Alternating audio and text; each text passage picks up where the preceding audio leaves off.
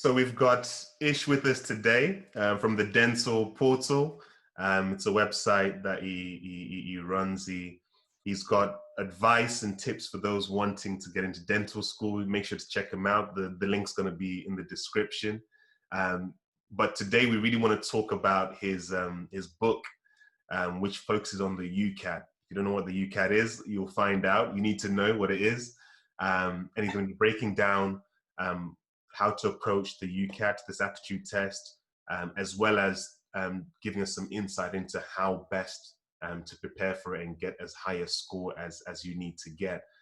So he's got an ebook as well that I'll be putting a link to. Is it a physical copy or an ebook?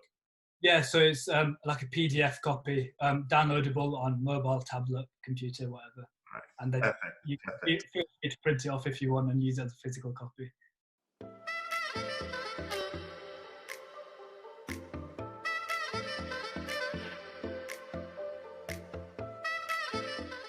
Yeah, so I'm in my third year. I'm going into my fourth year in September. Dental student at Newcastle University.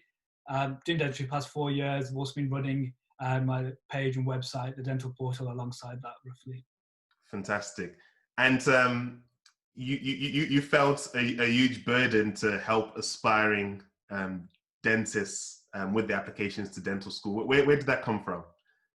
Yeah, so it kind of started back in 2016 when I was going through the process myself. I found that I happened to be okay at some of the stages of the application process. I was quite successful in the application process, and I learned a lot about the application process that I couldn't find online. So I created a platform, predominantly blogs, to kind of help students get in. Also more of an insider knowledge rather than what the dental schools provide you, of a more personal experience through dental school. And it's kind of just grown from there into providing more niche personal statement, interview, and now UCAT services as well. Yeah. So so it was called the UK CAT when I did it. So tell us, what is the UCAT? You know, is there any difference now that it's called the UCAT? Just give us that intro into it. So it's like it's ultimately is just a cognitive ability test. They've changed the name. I'm not sure why, but the exam hasn't changed at all. It's still the same exam, still the same tough exam that we had when we did it 4 years ago. It's split into 4 sections, 4 predominant sections, which are your quantitative reasoning, so mathematics, abstract reasoning, which is a lot of shapes, decision making, and then verbal reasoning. And then after that, there's a situational judgment test, where the scoring system is slightly different to the UCAT itself, and that's more on ethical scenarios, duties of a doctor, and stuff like that.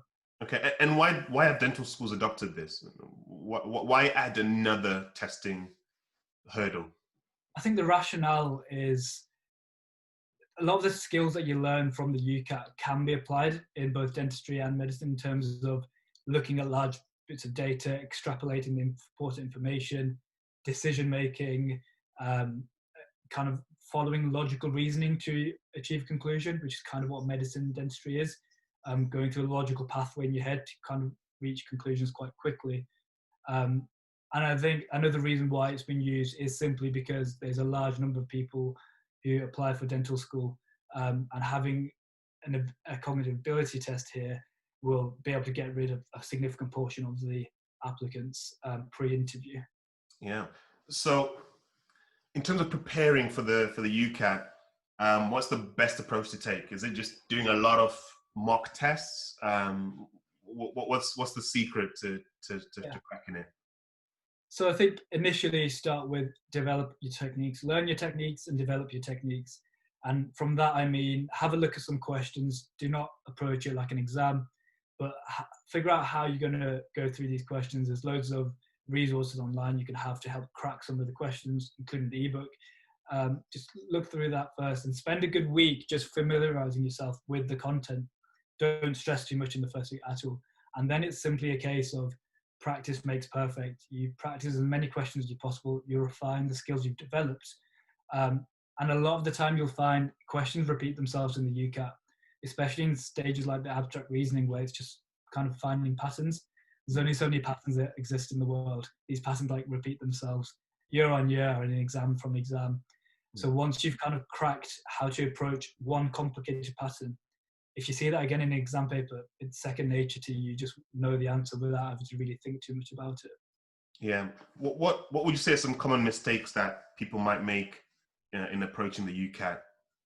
Yeah, so I think number one, just failure to prepare. So failure to prepare is preparing to fail ultimately, especially with the UCAT. It's such a different exam. It's nothing like you've done A-level or GCSE before. So treat it like that. Treat it like something brand new. Give yourself, I'd always advise 4 to 6 weeks to prepare for it, and do not overbet yourself with loads of information.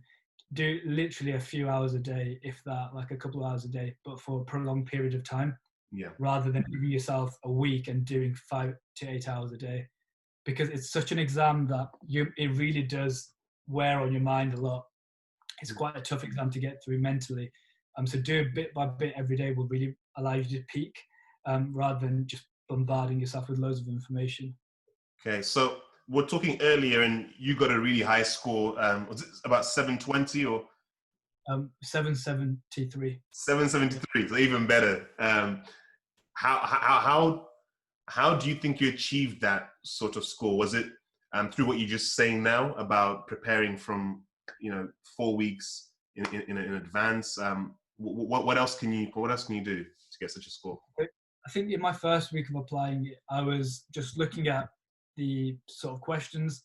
I think particularly I was focusing on abstract reasoning, because it's very different to, like, quantitative reasoning is simple mathematics that you just need to apply.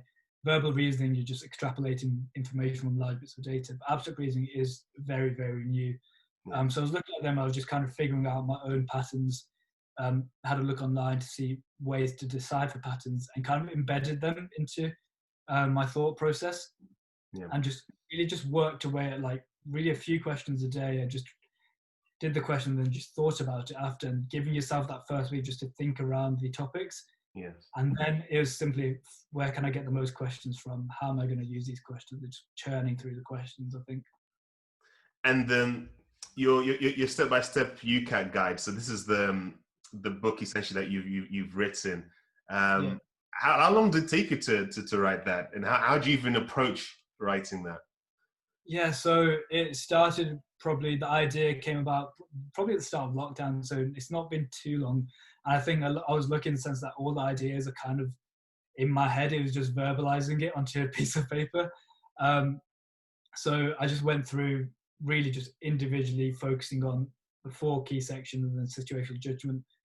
One of the key, like, tips that's consistent throughout is something like called the 80-20 rule, which I think is a really good method to adopt to the UCAT. Is 80% of the questions will be fairly simple and you'll be able to do and work through them quickly as possible. And there will be 20% of the questions that you either don't know the answer to or are taking you too long to get to the answer. Yeah. Make an educated guess and get through them. The UCAT's quite different in exams in that 100%, you don't need 100% in the exam to score 100% in the results. Okay. So that makes sense. So the highest you can get is 900. Very, very rare. I don't think anyone's ever got it. But you don't need to get all the answers right to get that score. The scoring is based on the cohort average and the difficulty of the paper. So you don't need to answer everything, number one, and you don't answer everything correctly. Definitely do answer everything, but you don't need to answer everything correctly to get to do well in the exam. Because I definitely got a lot of questions wrong, but scored quite highly. So be tactical. There's loads of questions that you'll be able to fly through in seconds and get through them. But if you find yourself spending close to a minute on a question, make an educated guess and move on. Yeah. A lot of people waste time, and time is really, really valuable in the UCAT. So obviously things are a bit different this year because of COVID. But normally, when do you register and when do you start to get dates? Normally, registration would have opened by now, and it's an exam that's predominantly done through the summer. COVID has impacted that, so registration begins on July the 1st, and then testing starts from just the first week of August till October the 3rd, I think, or the 1st of October, something like that. So the first week of October. So it's been pushed back a lot this year, which is good in the sense that people got more time to practice and prepare. But I think the UCAT consortium, and I'd also advise this as well, is when you are booking, try to book towards the start of the period than the end of the period. And it's statistically proven that students who perform the exam at the start of the period perform better than those who do at the end of the period. There might be a lot of different reasons to that. One of them is the closer you get to October time, the more the personal statement, other aspects of your UCAS application are on your mind as well. So get it done at the start in August, where you don't have to worry about anything, and that gives you a couple of months to then focus on the other aspects. Okay, And that's really good advice there. I didn't know that, and that there was such a difference. Yeah, and then I think the other way, the alternative this year is people can do the exam at home as well as doing it at the test centre. And that's really just personal preference. If you'd like to do it in the comfort of your own bedroom, or if you want to, if you think you perform better in a more testing. What would you have done if you had the choice? I think personally I would have done it at home, because I personally found the test centre quite daunting. Yeah. But I don't think it really affects your score too much. Either way, you still have to get through the exam. It's not an exam you can really cheat in or anything like that, if people have got ideas like that. Yeah. So with the book, just tell us, I looked at the contents page, it looked really comprehensive, with questions, example questions, and advice on how to approach the sections. Just give us an in-depth summary of what to look forward to when you read this book. So the main aim of the book is it's 66 pages. It's very, very comprehensive. It's all personalized, comprehensive strategies that have been proven to work. And I think that's the main thing, is that they've been proven to work.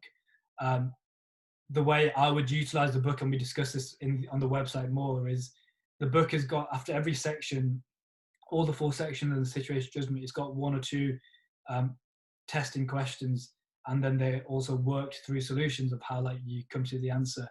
Use all of these strategies explained throughout books and embed them as much as you can, and then take these and go to the UCAT consortium website, where there's massive question banks of thousands of questions, and apply it. It's a book.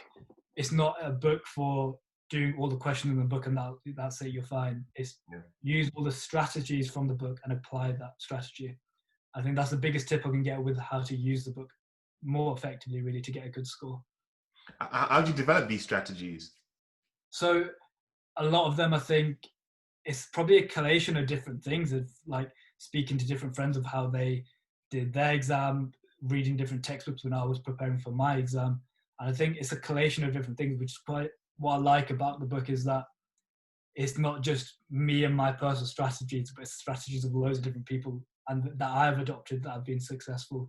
Yeah. And I think that's kind of the key differentiating factor with it. Yeah. How long was that process of writing it? No, I couldn't really put a number on it. It started at the start of lockdown in terms of penciling down ideas into thoughts and thoughts onto paper. Yeah. Creating the questions was probably the most difficult aspect of it. Quite hard to create abstract reasoning questions from the top of your head, quite difficult. And then to make sure they're applicable and actually provide some substance to the reader. Yeah. The whole process took a fair bit of time to go from head onto paper, but it's released now, and that's the main thing. Yeah, fantastic. No, I'll be putting a link to the book so people can definitely get it in preparation. I mean, it's actually quite impressive that you've been able to put all of that together to be helping students whilst you're doing dentistry as well, studying at dental school. How have you found it? Yeah, so I think initially at the start, at least throughout the first year of dental school, is okay to balance. I think second year, the way the teaching is formatted at Newcastle, with the exams being quite early on in the year, just after Christmas, it was quite hard to balance, to be honest. And I think this year has been a much bigger pickup in terms of being able to focus a lot more energy into the dental portal and producing content. Yeah. Definitely lockdown has benefited me in that way. I've had so much more time to actually put some thought into everything. Yeah. And one question I like to ask dental students who do have a social media that's for dentistry, or in your case, helping other aspiring dentists, how do you find navigating that? I think there's so many out there at the moment, which I was really shocked by. Like the dental portal, we predominantly use Instagram as the main social media now. And then you go through Instagram, there are thousands and thousands of pages, and a lot of them offer very similar sort of things. I think Instagram's quite tough. I think you as a dentist will see, like you see there's so many dentist Instagram pages now. I think take everything from Instagram with a pinch of salt is the bit of advice I'd probably give to anyone looking at Instagram. Whether it be looking at dentists themselves and they're like the Instagram dentists with their perfect veneers, or if you're looking at dental courses, take everything pinch of salt, get in contact with the people behind it, and then you get a better understanding of the works of it. Yeah. What was the hardest thing about putting up the Instagram page or just dental portal, the website? What were the hardest parts? I think the toughest bit that I'm finding at the moment is finding other people kind of taking ideas from you and implementing that onto their own pages. And I think I've come across a fair few recently where people are just kind of just pinching ideas from you, and their pages are now almost becoming like duplicates of your own page. But there's nothing you can do that with Instagram because everyone has access to your profile. So it's an annoying aspect of social media is that you can't stop that. But it just means you just have to produce better content and it keeps you going. Yeah. I think one of the things to take from it is the fact that there's only so many things that you have to consider when applying to dental school. The positive I'd say is the fact that it works in favor of aspiring dentists because they've got a lot of things to learn and prepare from. But I think, the fact that you've taken, the time and effort to actually make a book, that gives some strong credibility to what you're doing and the resourcefulness of the book as well. So I'm sure a lot of people will be getting a lot of help from that. So thank you for putting that on. No problem. Yeah. No problem. Anything that you would say in closing about the UCAT process or the book? I think with the UCAT, I've constantly said the same thing: is prepare for it as you would, like give it the respect that it deserves, because it's a tough exam. There's no hiding away from that.